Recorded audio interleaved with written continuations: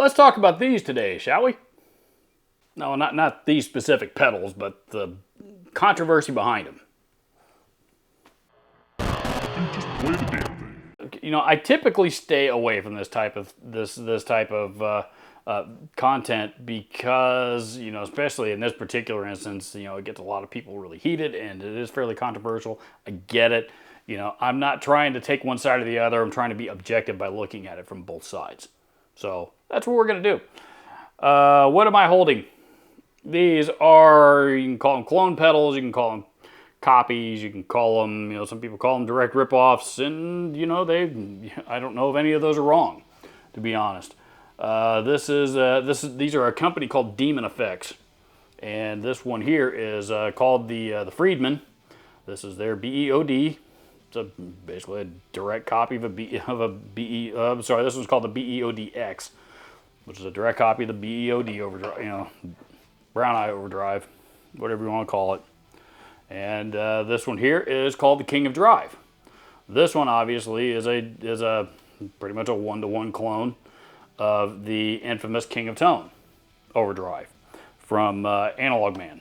Now, I did a video on these pedals a while back, and somebody commented on them recently about how these are, I think they use the words Chinese junk, etc., etc. Switches are going to break in. I'm going to enjoy my $200, you know, actual Friedman BEOD, right? You know, and that kind of sparked a conversation about intellectual property. Now, before we go any further, I do not possess a law degree. I'm not by any means an expert in intellectual property or any of that kind of stuff. I've expressed my opinions on various different lawsuits here in the past, you know, but again, I'm not an expert. This is just what I do know, or what I think I know, and most importantly, in my opinion, as a guy in the guitar community. Now, I believe that this one is a little bit tougher to get a hold of, at least here in the U.S., because Friedman does, in fact, have a trademark or a copyright on the artwork of the actual BEOD pedal. So, you know, when they saw this one, you know, they said, no, you don't. You're not selling that thing here, not with that artwork. You know, so now to be clear, I did not pay for mine. You know, these were given to me by the dealers, the same U.S. product specialist that also handles Wong's amplifiers and you know, a couple of other things. Wong's amplifiers are badass amplifiers, by the way. This one here, I don't believe it, you know, has any such trademarks as far as the aesthetics go. You know, and let's face it, you know, the King of Tone is based on the original on the Bluesbreaker circuit. It's a Bluesbreaker overdrive, is what it is. You know, that goes all the way back to, you know, Bluesbreaker was originally, you know, a Marshall amplifier. You know, and that circuit's kind of taken on a life of its own as the decades have gone along. Now, ethically, should they be making these things and selling them? You know, again, I see both sides of it. You know, take the Analog.man King of Tone, the one that this one is a copy of. The King of Tone, the wait list on that pedal right now to buy a new one, I think is like, you know, it's getting up to like 2 to 2.5, 3 years, something like that. You know, it's a really, really specific circuit with components that are really hard to get. And, you know, so that's the reason why the wait for them is so long. You know, but it's a cool overdrive. It's a really cool overdrive, and people are willing to not only pay the money, but they're willing to wait for it. You know, they're going to cost $400 or so nowadays. If you find one on the used market, you're going to pay about $700 or $800 for it now, because the wait for a new one is so long. You know, that's just the way it is with that pedal, and it has been for decades now. Now, this one may solve the weight problem, but is the circuit going to be identical? I don't own a King of Tone, so I can't A/B it to tell you exactly. But given how hard some of the components are for Analog.man to get, I'm going to go ahead and assume that no, they're not quite identical due to maybe its resistance values or something like that. You know, maybe something a little bit more specific. But here's the other thing: people that want Analog.man King of Tone overdrive, that are willing to spend the money on $350, $400 overdrive pedal and wait that long for it, or, you know, spend $700 or $800 on a used one, those people aren't buying these kinds of pedals anyway. The people that are buying these kinds of pedals are either A, budget guitar players that can't afford the real thing, or people in other parts of the world where those, where gear like that, pedals like that, are even harder to get a hold of. And there are places, like Europe and Asia, for example, that are just that stuff is really, really difficult to get a hold of, whereas these are readily available. So, yeah, is Demon Effects ripping off Analog Man? Again, I suppose so, yes. But realistically, are they really stealing any business from them? Because they're not really catering to the same customer in a lot of, maybe even most cases. That's something to consider. And again, the same thing is going to be true here. This pedal sells for, I don't know what this thing costs, $40, $50, something like that, maybe. The actual Friedman BEOD, I think that one's selling for $229 now, $219, $229, something like that. It's expensive. It's expensive. Worth it. Not saying it's not worth it. Sounds excellent. That is a great sounding overdrive pedal. But again, much fewer players are able to afford a $200+ overdrive pedal, especially with a brand like Friedman that doesn't allow their dealers to discount their products. The customer demographic that can and will afford that pedal, is a lot different from the people who would be interested in buying something like this. Now, that said, I absolutely do think that, from an aesthetics version, I think Demon Effects, I get why they did what they did. I'll talk about that here in a second, but I do think they should have come up with at least their own aesthetics on these pedals, just to separate themselves from everything else. You can still market it as a King of Tone clone. You can still market it as a BEOD clone. There's ways to do that.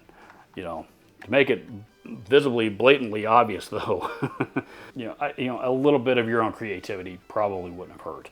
And again, I understand why. I understand the purpose of this. They want people to see this and say, "Holy shit, that's a King of Tone for $50 or whatever." $60, whatever that thing sells for. I get it. Still, does it make it right? I would have done something different. As far as stealing the circuit, it's probably not, it's not identical again, because of resistance values and stuff like that. But oh, hey, looky here. You remember anybody complaining about that when it came out? Nope. Circuit-wise, not much different from that one. Very, very little difference, to be honest. That's right. This is, in fact, another King of Tone clone. This one from Joyo came out, I don't know, sometime last year or so, I think. I demoed this one on my channel a while back as well. What's this one sell for? $50? $60?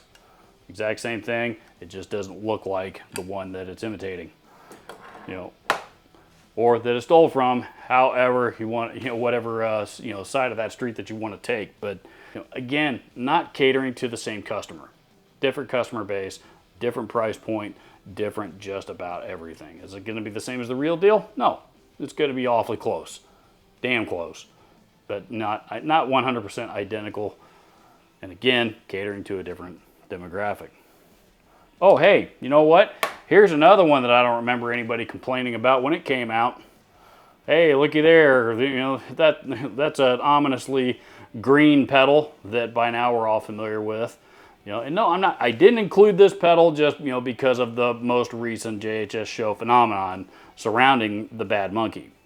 I included it because it's a Tube Screamer, circuit style pedal that by now most of us are familiar with, by a very well-known brand called Digitech. Again, that we're all familiar with, who was just recently bought and I believe is going to be launching again here very, very soon.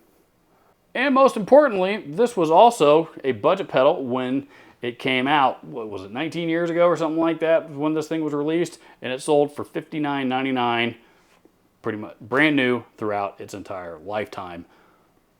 Nobody bitched about them stealing Ibanez's Tube Screamer circuit. So I guess really, in a sense, my question is, which one? We can't have it both ways, can we? Or are we just going to start bitching about the artwork being ripped off? Again, I'm not in favor of that. I wish they would have put a little more thought into it. Or are we going to talk about the actual circuit being cloned and being used by somebody else? Even when the originator of the original circuit. Doesn't have any kind of trademark or patent or anything like that on it. It's the same thing as guitar shapes, man. I mean, I was shocked when Dean lost that lawsuit to Gibson last year or earlier, whenever it was, surrounding Dean's use of the Explorer and Flying V body shapes, among others. I couldn't believe that had happened because 4 decades had gone by, nobody had bothered to do anything about it, and all of a sudden, finally, Gibson came knocking. But somehow, again, I'm not an expert on intellectual property or laws surrounding it or anything like that. It went Gibson's way, and Dean has since had to basically revamp that whole part of their product line. But I do think that it's worth noting that just like guitar shapes, there's only so many overdrive circuits and distortion circuits and all that kind of stuff. There's only so many of those things out there. It's really, really hard to come up with something new. Not impossible, and again, I'm not an electronics expert either, but I assume not impossible because new companies do it all the time.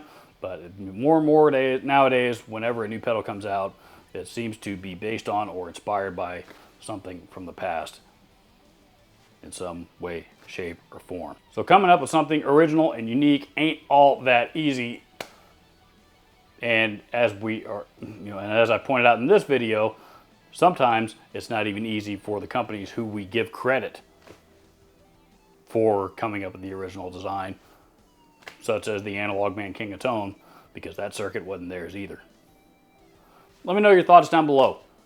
Not trying to stir up any shit, but it's something that got me thinking, and certainly this is something that is probably never going to go away. There is always going to be controversy over this topic, and I'm not trying to take sides one way or the other. I'm just trying to look at it objectively. So, thanks for watching. We'll see you in the next one.